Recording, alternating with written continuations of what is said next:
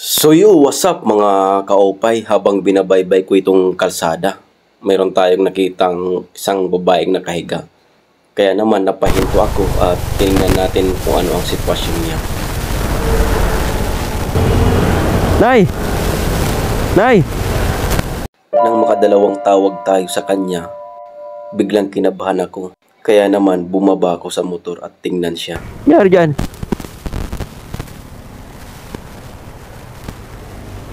Nay, anong nangyari sa inyo, Nay? Anong nangyari sa inyo?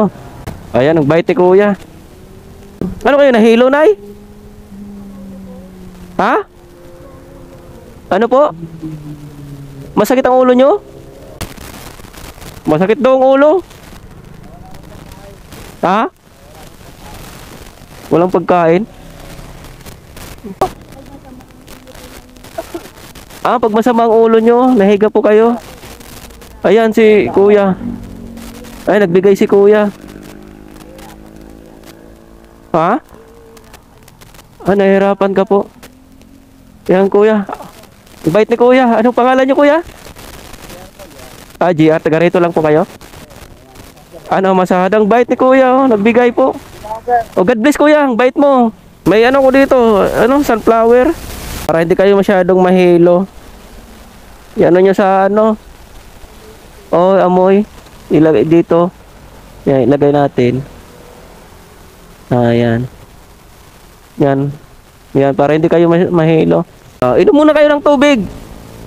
Baka kulang kayo sa tubig.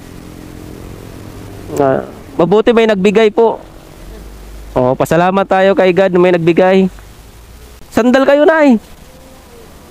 Yan, sandal po kayo. Balikan ko kayo. Okay, sige.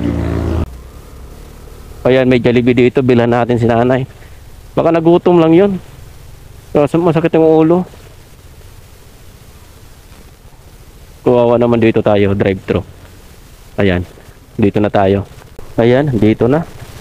Yung order natin.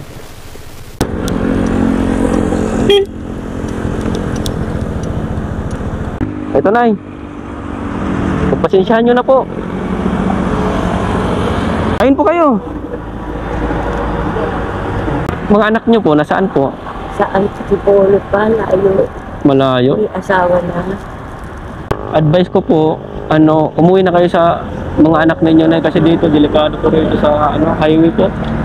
Salamat. Okay lang yan, Nay. Yan, Nay? Blessing yan galing sa ating mahal na Panginoon. Kinder ko lang yung biyaya. Okay, Nay. God bless you, Nay. Opo, God bless po. Kain lang kayo, ha? Okay po. Mga pagkakataon talaga sa ride natin na may makita tayong dapat tulungan, mga kaupay. Buti nadaanan natin, mga kaupay, at nabigyan natin ng pagkain.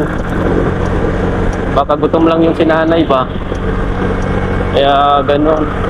Kahirap talaga ng buhay, no?